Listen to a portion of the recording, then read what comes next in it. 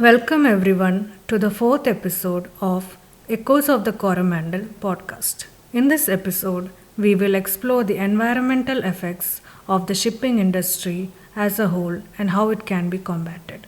I am Kadambari, an intern at Dakshinachitra Museum, and along with my co-intern Nandini, we will be taking over this episode. Hello everyone, welcome. So far, we have learned the various aspects of trade and the influences that have shaped the Coromandel coast, but here in this episode, we will be looking at something different, which is the environmental impact of the shipping industry and how we can combat it. However, to begin with, we both would like to share some of our thoughts about the Chennai beach as we are both outsiders to Chennai.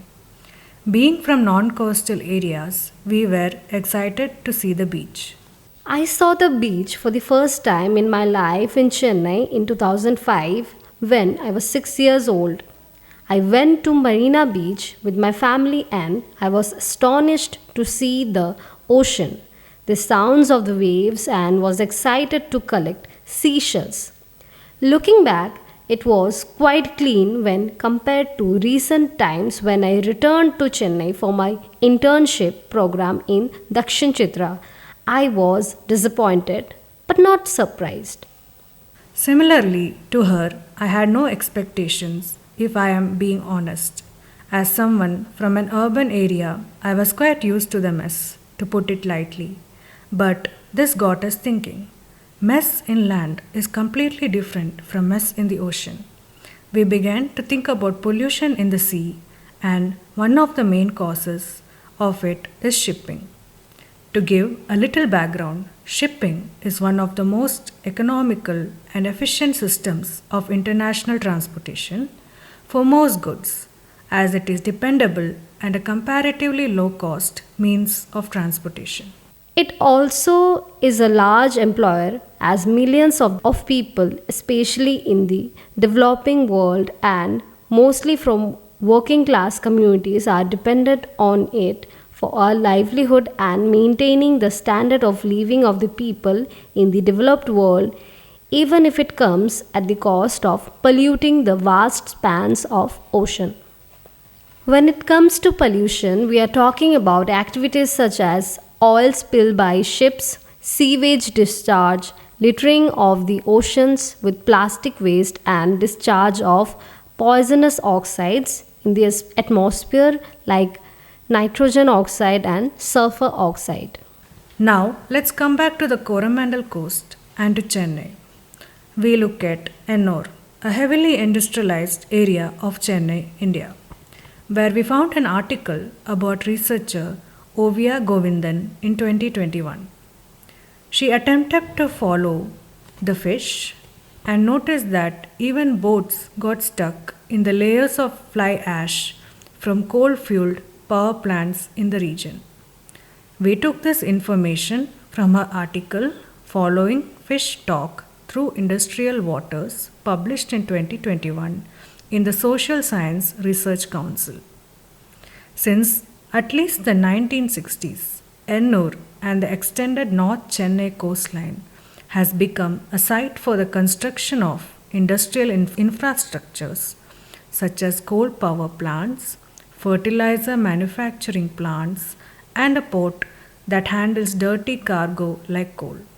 Coastal waters from the river, estuary, and the sea are drawn into pipelines to cool processed coal at the government run coal power plants or used as a sink to release hot oily industrial effluents from several privately owned fertilizer and chemical factories.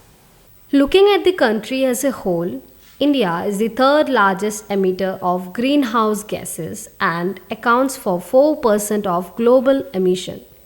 India also announced a consolidated policy instrument as the National Action Plan on Climate Change, introduced in 2008, long before the Paris Agreement on Climate. The objective of NAPCC was the protection of the poor, vulnerable section of the society through inclusive and sustainable development strategy, achievement of national growth through qualitative changes enhancing ecological sustainability and development of appropriate technologies for both adaptation and mitigation of greenhouse gases emissions extensively. However, the NAPCC has not been effective due to an ineffective monitoring system, lack of funds, as there is inadequate budgetary allocation, and no state action plans on climate change aligned to NAPCC. Globally speaking, looking at how shipping is a global industry, it can function efficiently only when standards and regulations are accepted, adopted, and applied on an international basis. The expansion of the shipping industry has been contemporaneous with global trade. The volume of goods and oil being transported have also increased due to the surge in the demand for oil, accompanied with numerous cases of oil spills that had adverse impact on the oceans. Ship source pollutants are said to worsen climate change as black carbon particles formed during heavy fuel burning accounts for 21% of carbon dioxide equivalent emissions from sailing vessels and are ranked the second most significant generator of shipping's climate effects just after carbon dioxide. International agencies such as the International Maritime Organization or the IMO are relentlessly working to reduce the harm done to the environment, increase awareness, and provide for legally binding solutions. The IMO is the global standard setting authority for the safety, security, and environmental performance of international shipping. The organization covers all the facets of international shipping, such as design, construction, equipment, managing, operation, and disposal, to make shipping activities safe, environmentally friendly, energy efficient, and secure. Emissions from ocean going boats damage air quality and have adverse effect on human and animal health. According to IMO, without stringent measures to contain emissions from ships, GHG from sea transportation, companies who could record a 20% to 120% heightening by 2050, depending on economic context. Another key aspect is that of ballast release, which is the leaking of black water and grey water, which are very risky for both people and marine fauna and flora.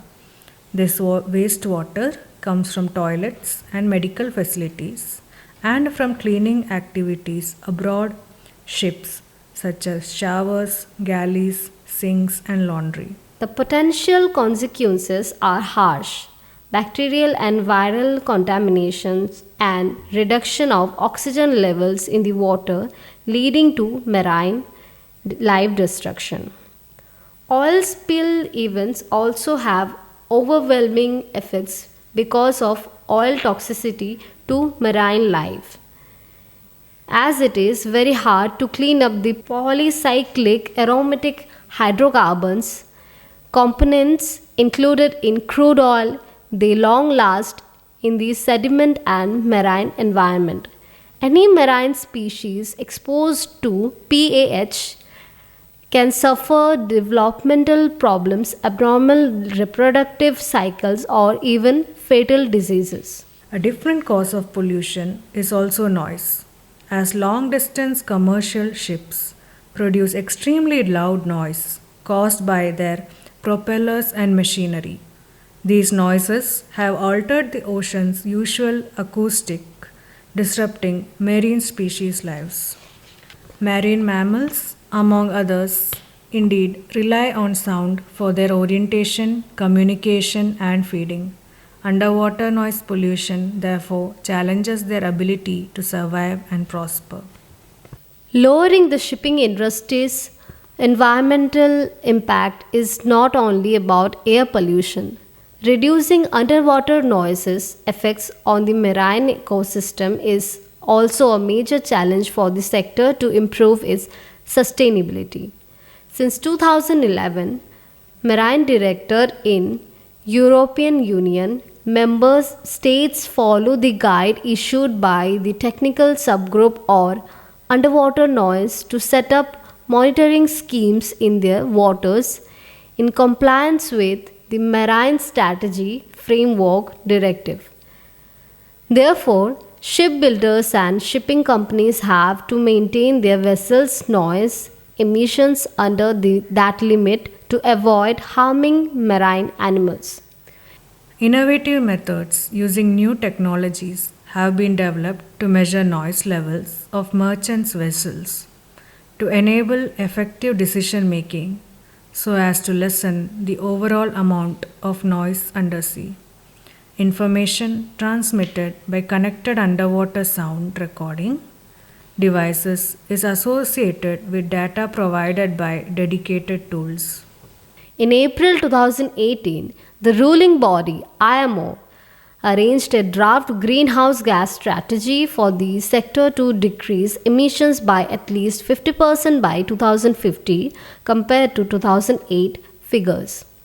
The agreement mentions that the carbon intensity of global shipping should decrease with reductions in CO2 emissions per transport work by a minimum of 40% by 2030. The ultimate goal is to attain 70% by 2050 from the 2008 baseline. As a reminder, carbon intensity relates greenhouse gas emissions to the volume of cargo transported over the distance sailed. The first annual reporting will be completed in 2023 so as to enable initial CII ratings sharing in 2024. Now, let's look at how ports are affected by pollutants in a different way. Emissions are a source of major problems for the air quality in ports and their immediate surroundings. A variety of solutions have been pursued, but the most important changes are expected from the below. Aligned with the global shipping industry efforts, ports have adopted air quality monitoring systems that provide real-time information regarding control of air quality in their premises and surrounding areas. With this type of installation, port authorities continuously access reliable, accurate, and up to date information that benefits the community. In order to do so, the first step consists of identifying the root cause of pollution. Once these sources are identified, port managers and operators are able to reflect on means and ways to diminish pollution. An example is that digitalized ports are easily taking on environmental monitoring induced by increased activities such as overcrowded and congested ports, automatically having their ambient air polluted. The higher number of ships operating in port or waiting to dock makes a higher percentage of pollutants in the air from burned shipping fuel. However, a port adopting digital technologies to decrease vessel turnaround time will see air pollution levels dropped at the same time with improve its competitiveness. The longer the ships wait at anchor and use power for their basic needs, the more fuel emissions and pollutants are released. Lessening port congestion is another key to ensuring better air quality in ports and coastal areas. When updated ETA is regularly communicated between terminal tower controls and each ship, the latter can adjust its speed to be aligned with the set date and time so as to spend the shortest time possible at the port before its departure to its next destination. A centralized digital platform will facilitate communication and coordination between all actors within the maritime logistics chain before and during a port call. But about fuels, how fuels can be replaced. Renewable electricity such as hydrogen and ammonia are available now and are planned to be the next way to decarbonize the sector. Green energy, e fuels are sustainable with a fast deployment to meet the growing needs. Liquid natural gas is also a potential alternative to legacy heavy fuel oil and marine gas oil, partially because LNG use can lower sulfur oxide by up to 100% and nitrogen oxides emissions by up to 90% compared to HFO. Beyond carbon intensity increase, digital tools can assist the maritime industry to grow its operational efficiency by dropping fuel consumption by slow route optimization combined with slow steaming, improvement in port operations, forecasting, and management, coupled with real time estimated time of arrival, decrease port delays and maintenance cost, easier collaboration between stakeholders, shipping lines, staff, and agents, seaports and customs authorities, brokers, forwarders, inland haulage service providers, warehouses, importers, and exporters. International shipping business, research, and developments are focusing on liquid natural gas (LNG), liquid petroleum gas (LPG), hydrogen, ammonia, methanol, or even solar energy to decrease their environmental impacts. However, such transformations comes with a number of issues related to quality, safety and reliability for use on commercial vessels, scaling and broad deployment, cost and availability among others.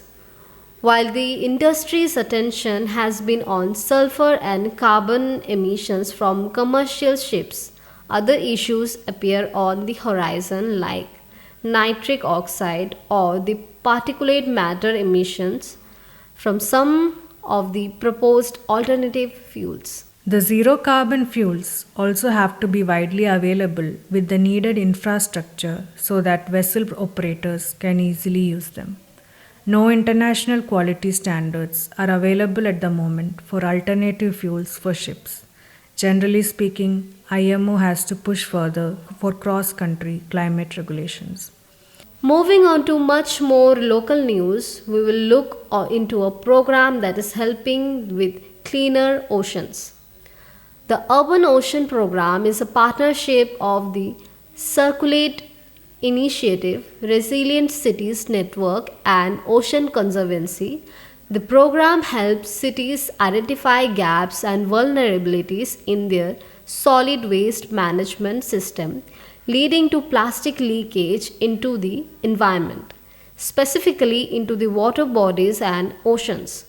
It also helps cities to develop holistic solutions to address these gaps. Kanto, Panama City, Semarang, Pune, and Chennai are some of the member cities of the Urban Ocean Program.